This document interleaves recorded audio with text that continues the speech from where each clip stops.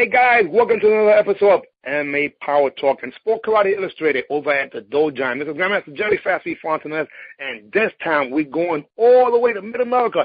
That's right, via Texas, which his instructors are from. But this gentleman here, not only was he a top point karate fighter, but he comes from a family of some incredible fighters from the junior system all the way to National Karate and a whole bunch of other places, Diamond National included, but we'll hear it from the horse's mouth.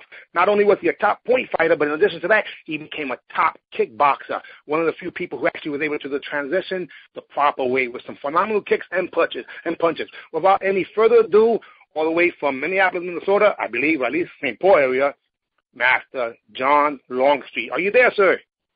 Yes, I'm here, Jerry. How are you? I'm doing phenomenal. Super good and getting better, as somebody taught me. How's everything going with you, sir? It's going very well up here. It's a beautiful place up here. Yep. Okay, so listen, in the tradition of Sport Karate Illustrated, as we call it here, we want to know in the beginning, what was your motivation, inspiration, or desperation to join martial arts?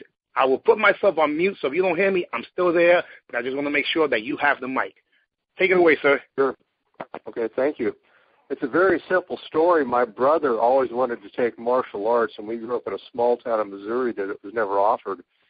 We moved to Minneapolis when I was 14 and he was 13, and on the way to a Twins baseball game, we drove by a karate school that said opening soon. Well, we went to the Twins game, and on the way back, we drove by that same school, and it said now open. So we stopped in. And that was the Junior Institute had just opened with John Worley and Gary Hestelow in 1973, I believe. And I was literally, as they tell the story, the first person to ever even walk in the door of the karate school. And I was their first student. So my main... What a story. Wait, let me just interject, because I didn't know that, and I fancy myself as a historian. So now you guys, you heard it first here. Incredible. The first student in what was Junior Institute of Mid-America, if I remember correctly, and I think the Hestelows and the Worley came from Texas. Is that correct? Yeah, John Worley and Gary Hestelow came from Texas. They went to Washington, D.C. first and taught out there for a while, and then they decided to open up on their own, and so they moved to Minnesota and opened a school and then opened more schools. And then after that, Larry Carnahan, Pat Worley, and Gordon Franks came up to join them. Incredible. Okay, now this is the question. Now, yes, your brother wanted to do martial arts. What do you know? What motivated him? Only because some Asian people sometimes get credit for that. He watched the Kung Fu series. He thought it was cool.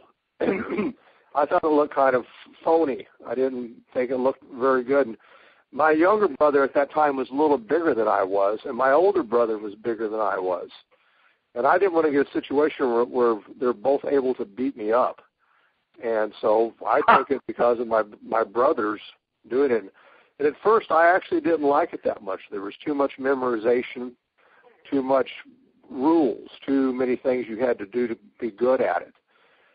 And that evolved over time until I entered a tournament, and I kicked a guy in the head and got a point for it and got a trophy at the end of it. And I thought that was really neat. You don't get in trouble for hitting people.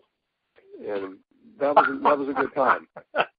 I would have to concur, because if it wasn't for karate, I would have been in jail. Yes. All right, so now, just to get historical facts together, you're coming from a legendary operation that has gone throughout the years through different stages, obviously, but we're looking at 1973. When was approximately when you first started competing? I started, I think, that probably that year in some point tournaments. We drove to a tournament in Iowa. It was the first one I'd actually competed in. I competed as a junior because I was 13, and that was actually the last tournament I competed in as a junior. Then after that, I started competing as an adult. And we went to every tournament that we could find in the Midwest. The upper Midwest at that time, didn't have very many. There's probably 4 or 5 a year, and which is, by Texas, California, or East Coast standards, not very many. And so we traveled, like I traveled down to Kansas, Roger Carpenter's tournaments all over the Midwest, like